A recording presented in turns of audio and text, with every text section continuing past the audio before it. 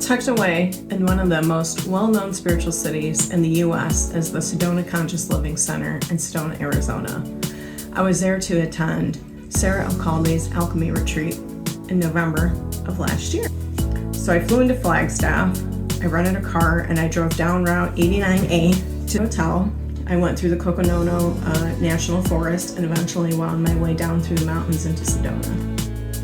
I stayed at the Green Tree Inn, which is a 5-minute walk from the center, which we did almost every day as long as the weather permitted.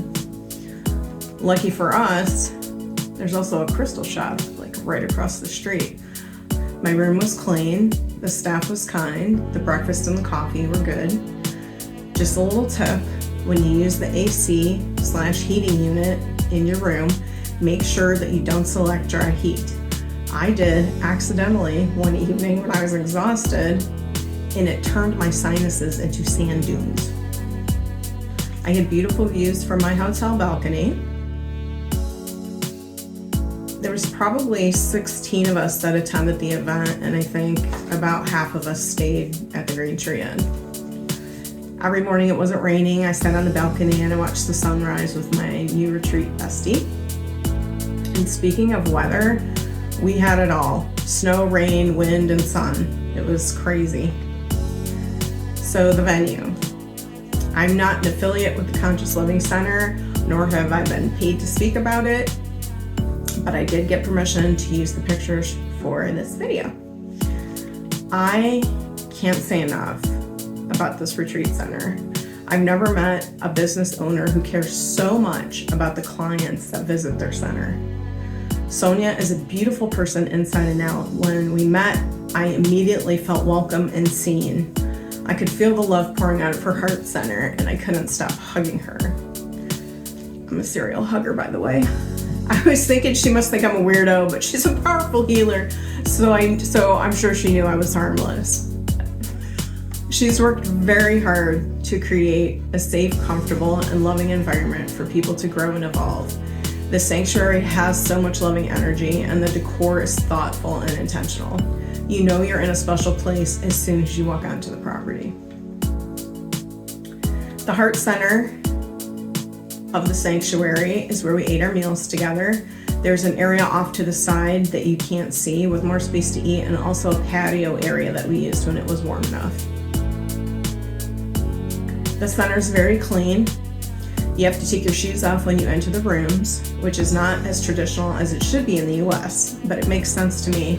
With your shoes off, you aren't dragging filth or anything negative you walk through into the sanctuary. Our first alchemy class was in the Sikatuva room. Hopefully I said that right. It has a huge, what looks like just a huge, beautiful dream catcher in it, and I kept going up and petting it because it was amazing. Our last class was in the Guanyin room, and it was also a beautifully decorated room. Side note, if you see any pictures from me with people in them, I did not have permission to use their faces, so they got smiley faced. One of the evenings after our retreat session was over, a handful of us sat and talked with Sonia and a handful of her staff and some other attendees for a couple hours in the Heart Center. The fact that she takes the time to get to know you is very special. These people are just so loving and professional. And I feel lucky to have spent as much time with Sonia as I did because she's a busy woman. Besides the retreats that are held there, the sanctuary has many other offerings like sound healings, yoga, self-improvement, spiritual ceremonies. They have individual, couple, and group journeys.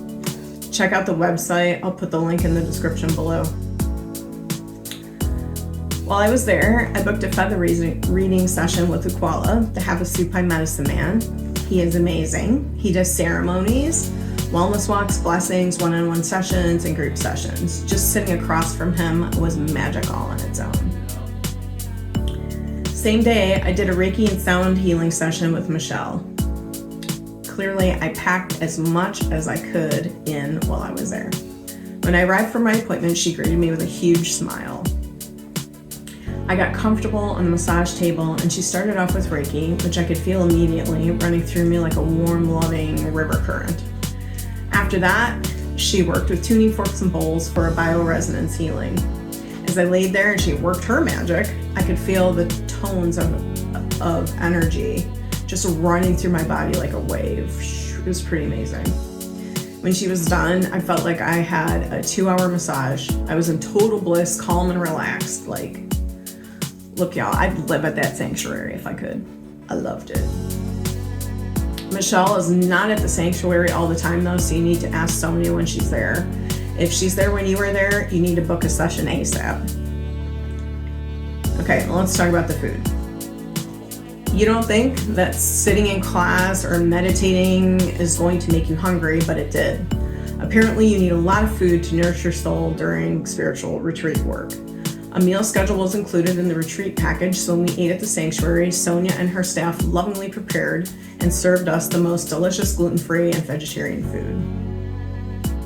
While we're talking about meals, because I was there for an alchemy retreat, during our meals, Sarah and Susan made sure that they sat at different tables at every meal so that each attendee got time to speak with them. Actually, all of us kind of naturally just rotated around to engage with each other. I've never been with a group of people who've done that. Normally people start to like silo off. This group of people did not do that. Our last meal together was served on one long table in the Heart Center, like a big, huge spiritual family Thanksgiving. It was such a great way to spend our last day there together. If you ever go to Sedona, the Sedona Conscious Living Center is a place you must experience. I'll put the links in the description box below. Stay tuned for part 2 of this video where I talk about the alchemy retreat. Thanks for watching. Bye.